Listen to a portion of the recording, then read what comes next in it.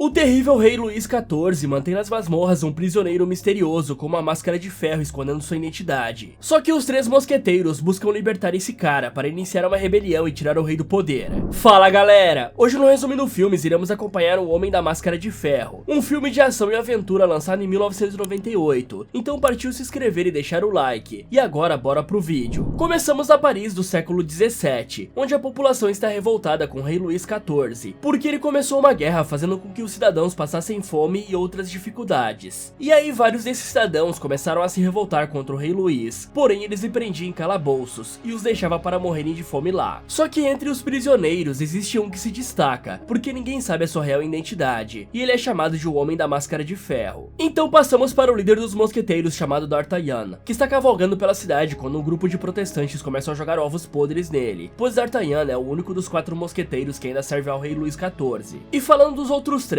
Aramis decidiu se tornar padre e é bem apegado à sua fé, enquanto Porthos virou um mulherengo e só quer passar os seus dias rodeados de relaxadoras profissionais. Já Athos decidiu se aposentar e passa os seus dias cuidando dos animais em sua fazenda. Em um dia, Aramis está orando e Porthos chega para atrapalhá-lo, falando que ele deveria sair com uma das relaxadoras, mas isso faz com que Aramis se irrite e os dois começam a brigar. Logo, D'Artagnan entra no local interrompendo a briga e avisando que o rei quer vê-los imediatamente. Enquanto isso, Athos dá o anel de sua falecida esposa para o seu filho Raul, que pretende pedir a namorada dele em casamento, além de querer se tornar um mosqueteiro assim como seu pai era no passado. E aí passamos para o palácio do rei e vemos que ele está discutindo os planos de guerra com seus generais. E eu sei que não parece, mas esses caras engomadinhos usando perucas são realmente generais. Então Pierre conta que a população está revoltada e sugere que o rei Luís dê parte das reservas de comida do exército para os cidadãos se alimentarem. Contudo, o rei diz para Pierre dar somente as comidas que já estragaram para os cidadãos comerem. Logo, Aramis chega para conversar com o rei, que lhe pede para descobrir a identidade do líder dos jesuítas para depois eliminá-lo, porque esse cara estava incentivando a população a se rebelar. Só que Aramis agora é um padre e por isso pensa em recusar a missão, porém ele é obrigado a aceitá-la, porque fez aquele juramento de uma vez mosqueteiro, sempre mosqueteiro. Em seguida, Raul está passeando pelo palácio com a sua namorada Christine, e o rei Luís vê os dois de longe e fica interessado na garota. Logo, Raul se prepara para pedi-la em casamento, dizendo que não tem muito dinheiro, mas que a ama. Contudo, o rei Luís está decidido a separar os dois, e por isso oferece uma joia valiosa para quem conseguir capturar um porquinho. E isso faz com que Raul comece a correr atrás do porco para tentar presentear Christine com a joia. Portanto, a garota fica sozinha, e o rei aproveita para dar em cima dela. Mas rapidamente, Christine explica que é a noiva do Raul. Porém, Luís XIV está nem aí, e por isso tenta beijá-la. Até que inesperadamente, um espião jesuíta surge pelas costas do rei para tentar eliminá-lo. Mas felizmente, D'Artagnan estava por perto, e arremessa sua espada no espião, lhe ferindo gravemente e salvando o rei. E toda essa movimentação chama a atenção de Raul, que chega no local e foge com Christine. E em uma rápida cena, vemos que o Homem da Máscara de Ferro está desesperadamente batendo a sua cabeça na porta da cela para tentar sair. E uma curiosidade interessante é que o prisioneiro mascarado realmente existiu na vida real, e ele ficou preso durante longos 34 anos na França, e usou a máscara de ferro durante todo esse período.